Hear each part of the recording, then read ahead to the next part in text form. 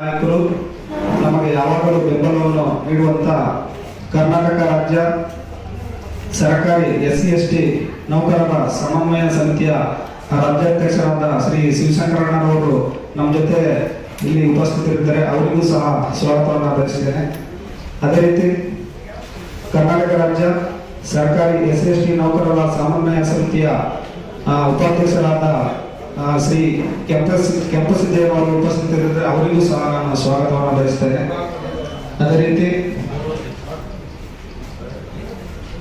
ಕರ್ನಾಟಕ ನೌಕರರ ಕಲ್ಯಾಣ ಸಂಘದ ಗೌರವಾಧ್ಯಕ್ಷರು ಆದಂತ ಶ್ರೀ ಗೋಡೆಯ ಸರ್ ಇದ್ದಾರೆ. ಅವರಿಗೂ ಸಹ ನಾನು ಸ್ವಾಗತವನ್ನು ಬಯಸ್ತೇನೆ. ಅದೇ ರೀತಿ ಇಲ್ಲಿ ಉಪಸ್ಥಿತಿರುವ ನಮ್ಮ ರಾಜ್ಯ ಸಮಿತಿಯ ಎಲ್ಲ ಗೌರವಾನ್ವಿತ ಪದಾಧಿಕಾರಿಗಳಿಗೂ ಸಹ ಸ್ವಾಗತವನ್ನು ಬಯಸ್ತೇನೆ. ಅದೇ ರೀತಿ ಈ ಒಂದು ಪತ್ರಿಕಾಗೋಷ್ಠಿಯಲ್ಲಿ ಬಹಳ ಮುಖ್ಯವಾಗಿ ನಮಗೆ ಬೆಂಬಲವನ್ನು ನೀಡುವಂತ ಎಲ್ಲ ಮಾಧ್ಯಮ ಮಿತ್ರರಿಗೂ ಸಹ ನಾನು ಸ್ವಾಗತವನ್ನು ಬಯಸ್ತಾ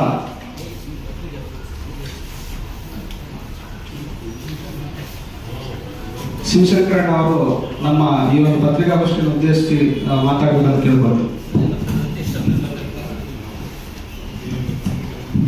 ಸ್ನೇಹಿತರೆ, ತಮ್ಮೆಲ್ಲರಿಗೂ ಕೂಡ ನಾನು ಸ್ವಾಗತವನ್ನು ಬಯಸ್ತಾ ಇವತ್ತು ಕರ್ನಾಟಕ ರಾಜ್ಯ ಗ್ರಾಮೀಣಾಭಿವೃದ್ಧಿ ಮತ್ತು ಪಂಚಾಯತ್ ರಾಜ್ ಇಲಾಖೆಯ SC/ST ನೌಕರರ RDPR ಇಲಾಖೆಯಲ್ಲಿ ಅಂದ್ರೆ ಪಂಚಾಯತ್ ರಾಜ್ ಮತ್ತು ಗ್ರಾಮೀಣಾಭಿವೃದ್ಧಿ ಇಲಾಖೆಯಲ್ಲಿ 6,000 ಗ್ರಾಮ ಪಂಚಾಯತಿಗಳಿವೆ.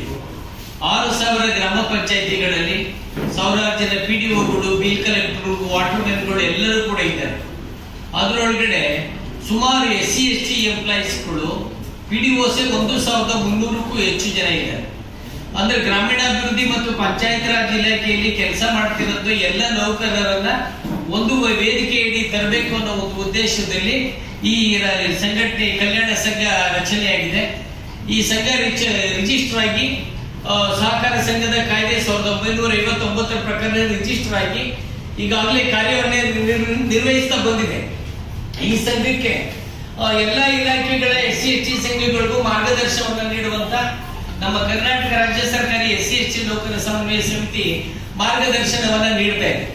ಇವತ್ತು ಇದು ಆರಂಭ ಆದಾಗಿಂದ ಗ್ರಾಮ ಮಟ್ಟದಲ್ಲಿ ಇವತ್ತು ಬೇರೆ ಇಲಾಖೆಗಳಿಗೊಂತರ ಗ್ರಾಮೀಣಾಭಿವೃದ್ಧಿ ಮತ್ತು ಪಂಚಾಯತ್ ರಾಜ್ ಇಲಾಖೆಯಲ್ಲಿ ಕರ್ತವ್ಯ ನಿರ್ವಹಿಸ್ತಾ ಇರುವಂತ ನೌಕರರು ಹಲವಾರು ಸಮಸ್ಯೆಗಳನ್ನ ಎದುರಿಸ್ತಾ ಇದ್ದಾರೆ.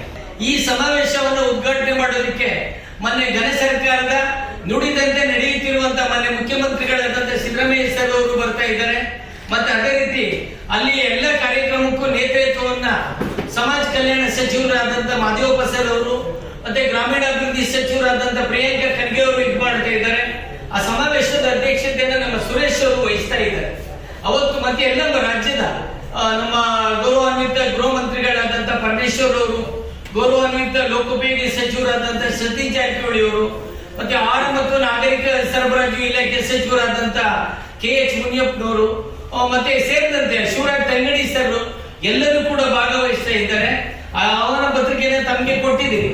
ಈ ಸಂಘಟನೆ ಬುದ್ಧ, ಬಸವ, ಅಂಬೇಡ್ಕರ್ ಅವರ ವಿಚಾರಗಳ ಅಡಿಯಲ್ಲಿ ಅದರಲ್ಲೂ ಮೀಸಲಾತಿ ಪಡೆದಂತ ನೌಕರರ ನಡೆ ನೊಂದವರ ಕಡೆ ಇರಬೇಕು, ಗ್ರಾಮಾಭಿವೃದ್ಧಿ ಕಡೆ ಇರಬೇಕು, ಅಂಬೇಡ್ಕರ್ ವಿಚಾರಗಳನ್ನ, ಬುದ್ಧರ ವಿಚಾರಗಳನ್ನ ಅಳವಡಿಸಿಕೊಂಡು ಒಂದು ಒಳ್ಳೆ ವ್ಯವಸ್ಥೆಯಲ್ಲಿ ಕೆಲಸ ನಾವು ಮಾಡಬೇಕು ಅಂತೇಳಿ ಸಂಘಟನೆ ಮಾಡ್ತಾ ಇದೆ.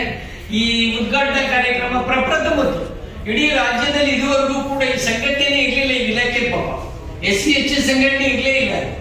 ಈಗ ಅವರು ಒಂದು ಒಳ್ಳೆ ಮನಸ್ಥಿತಿಲಿ ಎಲ್ಲರೂ ಕೂಡ ಅಂದ್ರೆ SC/ST ಸಂಘಟನೆ ಕಟ್ಟಿದ್ದಾರೆ ಅಂದ್ರೆ ಖಂಡಿತ ಇದು ಬೇರೆ ವರ್ಗದ ವಿರುದ್ಧ ಕಟ್ಟಿರುವಂತದ್ದಲ್ಲ. ಸಂವಿಧಾನಬದ್ಧವಾಗಿ ಏನು ನಿಯಮಾನುಸಾರ ಮೀಸಲಾತಿ ಪಡಬೇಕು, ಆ ನೌಕರರಿಗೆ ಏನು ಸಂವಿಧಾನಬದ್ಧ ಹಕ್ಕುಗಳನ್ನ ಕೊಡಬೇಕು ಅದನ್ನ ಕೇಳೋದಕ್ಕೆ ಅಷ್ಟೇ ಸಂಘವನ್ನ ಕಟ್ಟಿದ್ದಾರೆ ಹೊರತು ಇದು ಬೇರೆ ಏನೋ ಒಂದು ಅಂತ ಅಲ್ಲ. ಈ ಹಿನ್ನೆಲೆಯಲ್ಲಿ ಈ 26ನೇ ತಾರೀಕು ಮೈಸೂರಿನಲ್ಲಿ ನಡೀತಾ ಇರೋದು ಈ ಸಮಾವೇಶದ ಬಗ್ಗೆ ತಮ್ಮ ಮಾಧ್ಯಮದಲ್ಲಿ ಪ್ರಕಟಿಸಬೇಕು, ಮತ್ತೆ ತಮ್ಮ ಮಾರ್ಗದರ್ಶನ ನೀಡಬೇಕು ಅಂತೇಳಿ ಇವತ್ತು ಪತ್ರಿಕಾಗೋಷ್ಠಿಯನ್ನ ಕರೆದಿರುವಂತದ್ದು. ಯಾಕೆಂದ್ರೆ ಇವತ್ತು ಮುಖ್ಯವಾಗಿ ಸಮಾಜಮುಖಿ ಚಿಂತನೆ ಯಾರು ಬರಬೇಕಾಗಿದೆ ಅಂದ್ರೆ ನಮ್ಮ ಭಾವನೆ ರಾಜ್ಯ ಸರ್ಕಾರ ಅಥವಾ ಕೇಂದ್ರ ಸರ್ಕಾರದ ನೌಕರಿಗಳ PDO ಸಂಘದ ಸಂಸ್ಥಾಪಕ ಅಧ್ಯಕ್ಷರಾದ ರಮೇಶ್ ಹಿಡಿದು ಮುಖ್ಯ ಕಾರ್ಯದರ್ಶಿಯವರೆಗೂ ಹೊಂದಿರುವ ಏಕೈಕ ಸಂಘ ಅಂದ್ರೆ ಅದು ಆಡಿ ಗ್ರಾಮೀಣಾಭಿವೃದ್ಧಿ ಮತ್ತು ನೌಕರರ ಸಂಘ ಆಗಿರುತ್ತದೆ. ಇದರ ಮೂಲ ಉದ್ದೇಶ ನಮ್ಮ ನೌಕರರಿಗೆ ಆಗುತ್ತಿರುವ ದಬ್ಬಾಳಿಕೆಗಳು, ಬಡ್ತಿ ಮೀಸಲಾತಿ ಆಗಿರ್ಬೋದು ಮತ್ತು ಅವರ ಮೇಲೆ ದೌರ್ಜನ್ಯಗಳಾಗಿರ್ಬೋದು, ಇದು ಎಲ್ಲದಕ್ಕೂ ಮಾಡಬೇಕು ಅನ್ನೋ ಒಂದು ವೇದಿಕೆಯನ್ನು ಸೃಷ್ಟಿ ಮಾಡಿಕೊಂಡು ನಮ್ಮ ಹಕ್ಕುಗಳನ್ನು ನಾವು ಪಡಿಬೇಕಾದ್ರೆ ಈ ಸಂಘ ತುಂಬಾ ಅತ್ಯವಶ್ಯ ಅಂತ ಹೇಳುದು.